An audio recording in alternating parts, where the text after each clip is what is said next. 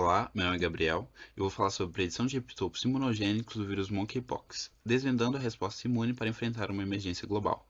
Eu sou orientado pela professora Jordana Graziela Alves Coelho dos Reis, sou aluno de iniciação científica no Laboratório de Virologia Básica Aplicada da UFMG, e a equipe de predição de epitopos no LVBA é composta pela Ágata, pelo João, Gabriel, pela Laura Cardoso e pela Maria Eduarda.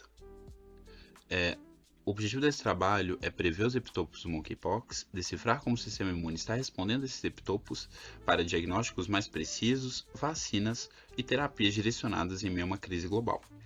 Então a gente tem dois clados principais de Monkeypox, o clado 1 que acontece principalmente na República Democrática do Congo e o clado 2 que teve um surto global no ano de 2022. Mais de 121 países confirmaram a doença e a OMS teve que declarar uma emergência de saúde pública de importância internacional, para poder chamar atenção para a doença que estava circulando e que no Brasil teve mais de 13 mil casos confirmados no ano de 2022 principalmente. Os sintomas do Monkeypox incluem febre, erupções cutâneas, lesões de pele, dor de cabeça, ínguas, calafrios e exaustão. Parte das pessoas infectadas tende a ir para a hospitalização, que são casos graves, e esses casos graves tendem a evoluir para óbito. É como se fosse uma guerra, a gente está treinando o sistema imune para poder reconhecer um adversário, um inimigo, que é o vírus. Diferentes proteínas, que são estruturais e servem como pontos de reconhecimento e ataque pelo sistema imune. Então a gente pode ter o treinamento de algumas células que são muito importantes no nosso organismo, que são as células T, para reconhecimento desses epitopos.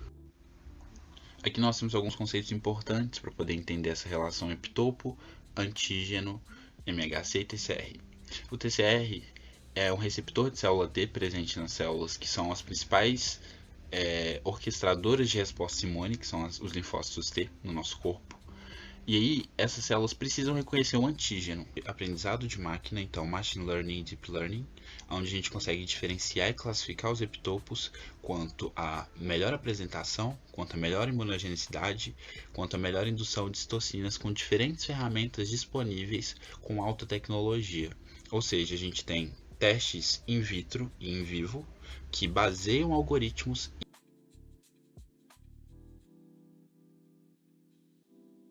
preliminar que alguns peptídeos têm uma maior afinidade com o MHC e consequentemente com o TCR. Alguns peptídeos têm uma maior imunogenicidade, ou seja, causam uma maior resposta imune, principalmente quando a gente está falando de HLA1, que tende a ser mais reativo, ou seja, uma resposta mais robusta contra o vírus. Uma variação de score que é significativa estatisticamente. E no que tange às citocinas, a gente observa que tem citocinas mais importantes em resposta ao Monkeypox, como por exemplo as citocinas que são muito altas, que são IL-4 e IL-13, onde a gente tem muita diferença estatística e variação de pontuação, ou seja, a gente faz uma predição de epitopo e a gente observa o que esse epitopo gera de mensageiro entre as células, mensageiros inflamatórios ou mensageiros que impeçam a inflamação, no caso das citocinas regulatórias. E a gente observa que tem uma baixa indução de L5, principalmente. A gente, no sentido de pró-inflamação, consegue observar que a L6 ela é muito grande, porém sem grandes resultados estatísticos. Ela é muito induzida, mas sem grandes resultados estatísticos. Uma indução alta de TNF e de L2. A gente consegue caracterizar epitopos quanto à produção de imunoglobulinas. A gente observa que tem uma indução grande de IgE também. No sentido de IL-17, que é uma citocina pró-inflamatória importante, a gente observa que existe uma baixa indução. E interferon é intermediário.